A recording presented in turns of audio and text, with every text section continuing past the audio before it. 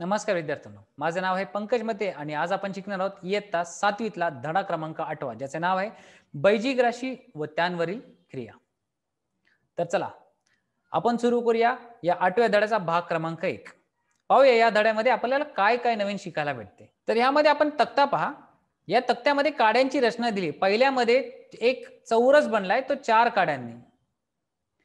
पुढच्या 2 चौरस आहेत त्यामध्ये किती काड्या वापरल्या, पुढच्यामध्ये 3 चौरस आहेत त्यामध्ये किती काड्या वापरल्या त्यांची आपण संख्या पण लिहिली आहे.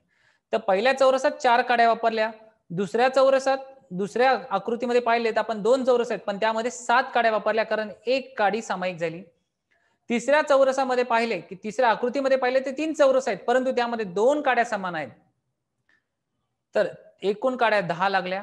तसेच आपण पुढे चौरस करत गेलो तर आपल्या n संख्यानितके आपण चौरस बनवू शकतो. परंतु लक्षात घ्या पहिल्या ह्या 3 चित्रांमधून आपल्याला काही माहिती मिळते. ती म्हणजे कशी, यामध्ये 3 काड्या आहेत, एकूण 4 आहेत पण ह्या 3 काड्या आणि ही चौथी काडी म्हणजे अजून एक काडी बरोबर, अजून एक 3 काड्या जर जोडल्या तर 2 चौरस बनतात. तर आपण लिहिले 3 अधिक 1. 3 अधिक 1 का लिहिले, कारण 3 काड्यांबरोबर अजून एक काडी जोडली तर चौरस बनते आणि ह्या एका काडी बरोबर पुढचा चौरसही आपण बनवू शकतो. तसेच आता इथे पहा 2 चौरस बनलेत त्यामध्ये एक काडी समान आहेत पण परंतु आपण 6 काड्या वेगवेगळ्या वापरल्या म्हणजे ही 1 2 3 वरती 1 2 3 तर एकूण 6 काड्या झाल्या. ते इथे लिहिले 6 अधिक 1. पुढच्या आकृतीमध्ये पाहिले तर 2 काड्या समान आहेत परंतु तुम्ही पहा किती काड्या बनल्या आपण वापरल्या, ह्या 3 ह्या 3 आणि ह्या 3. तर एकूण अशा 9 काड्या वापरल्या. तर इथे पाहिले तर 3 गुणिले 1 लिहिले तर 3च येईल परंतु 3 गुणिले 2 लिहिले 6 येईल, 3 गुणिले 3 लिहिले तर 9 येईल. असेच पुढे चालत गेलो तर आपल्याला ही बेरीज भेटत जाईल. तर पाहू शकता आपण 3 ने जर एकाला गुणले तर 3 भेटते, अधिक 1 केले तर 4 काड्या झाल्या.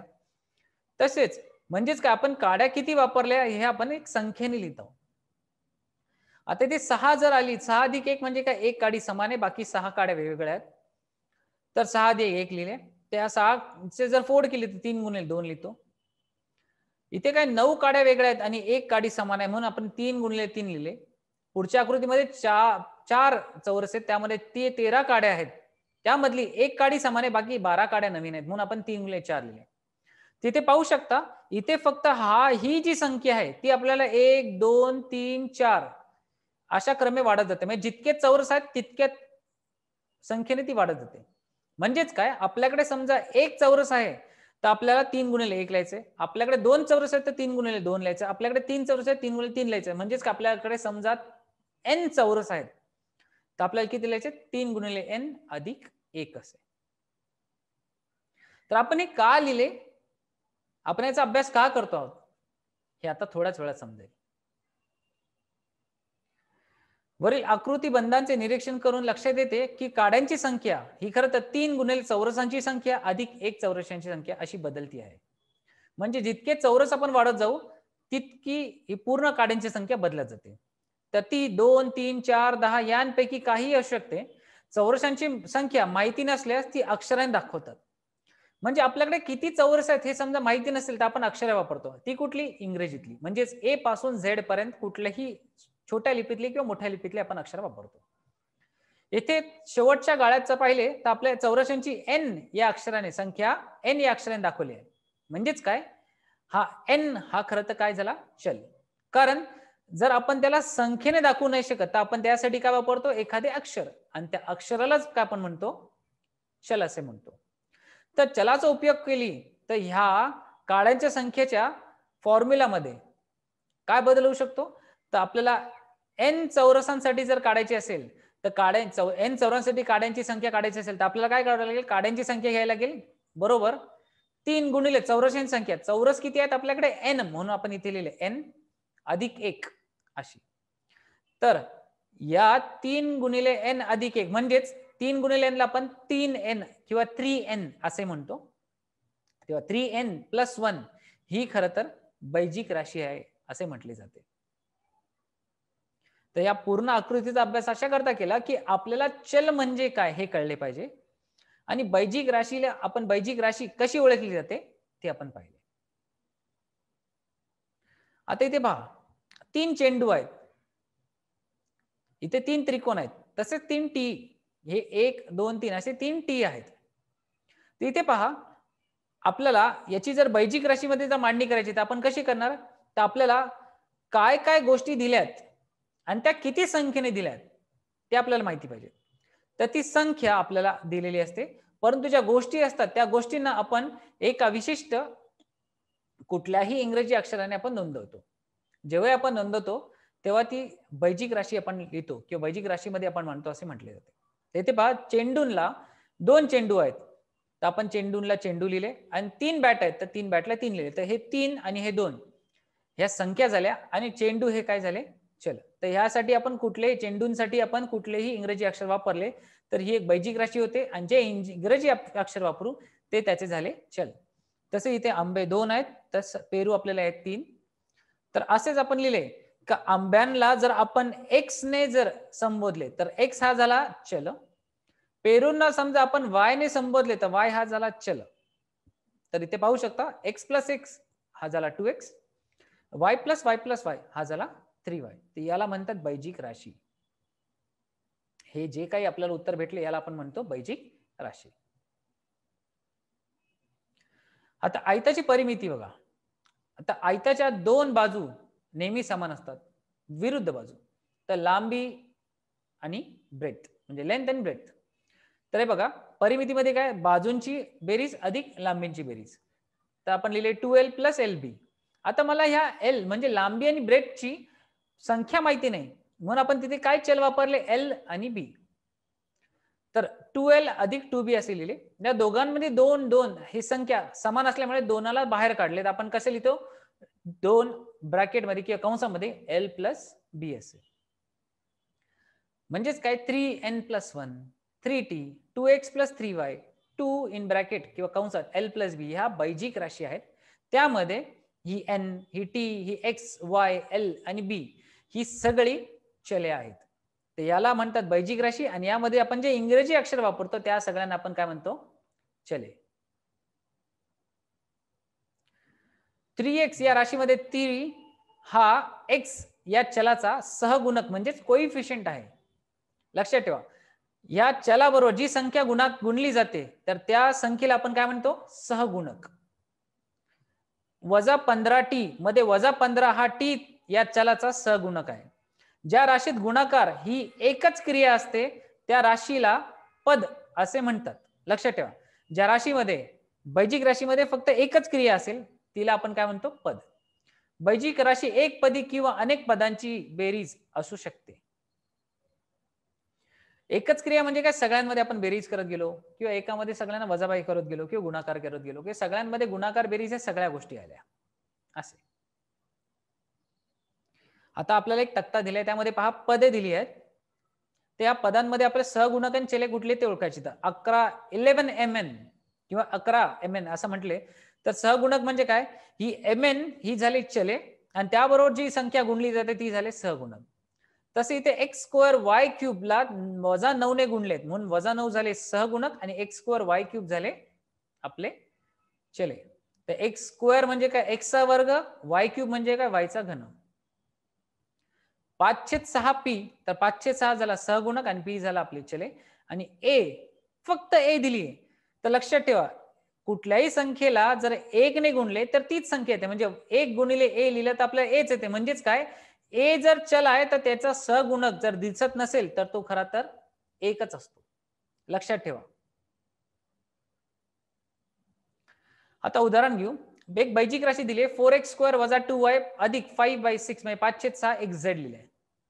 तर या राशीमध्ये 4x स्क्वेअर हे पहिले पद आहे. त्यात 4 हा सहगुणक आहे. दुसरे पद हे वजा 2y आहे ज्यामध्ये वजा 2 हा सहगुणक आहे आणि तिसरे आहे 5/6 xz ज्यामध्ये 5/6 हा सहगुणक आहे.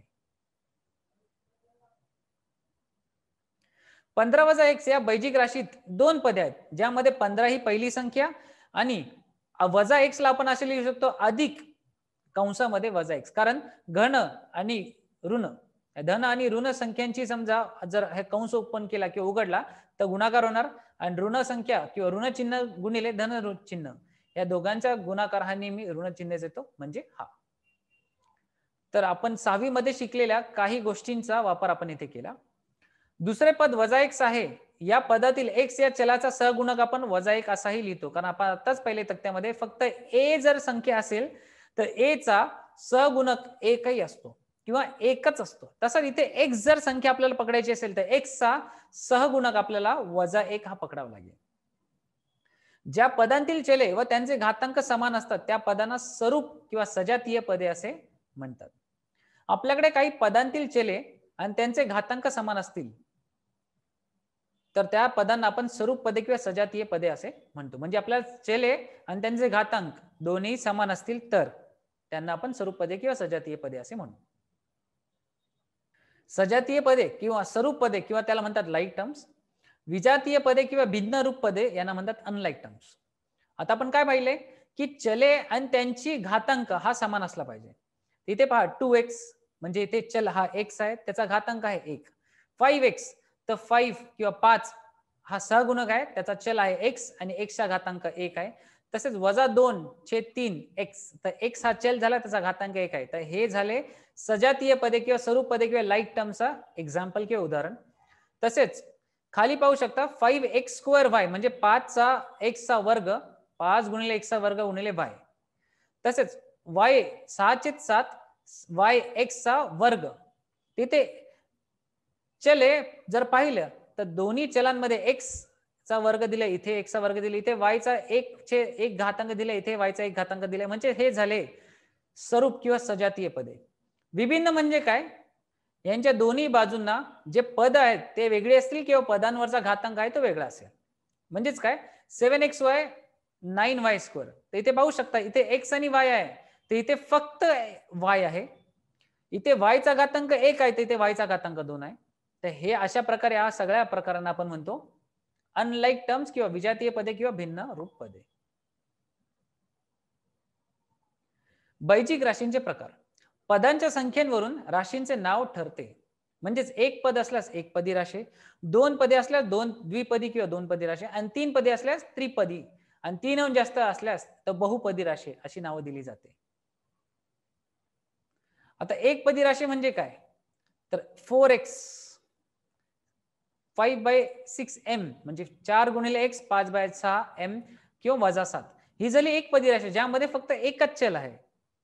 समजा दोन वेगवेगळी चल असतील तर ती झाली द्विपदी राशी म्हणजे काय 2x - 3y, 2l 2l + 2b, 3mn - 5m²n म्हणजेच काय 3mn 3mn - 5m² किंवा m चा वर्ग गुणिले n. तर यामध्ये पाहू शकता दोन पदे वापरली.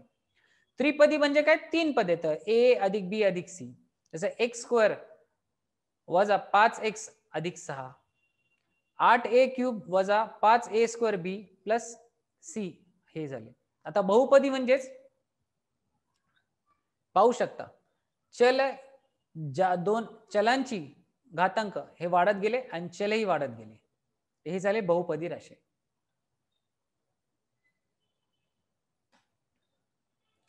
आता सोडूया सराव संच 32वा.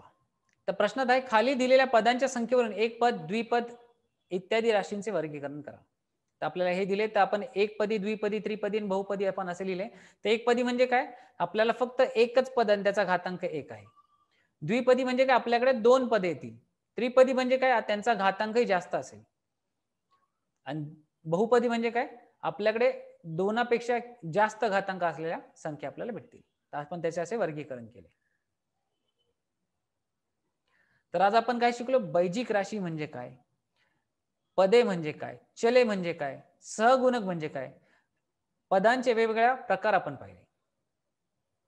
आता या पुढच्या भागामध्ये ह्या धड्याचा पुढचा भाग आपण बघू. तोपर्यंत धन्यवाद.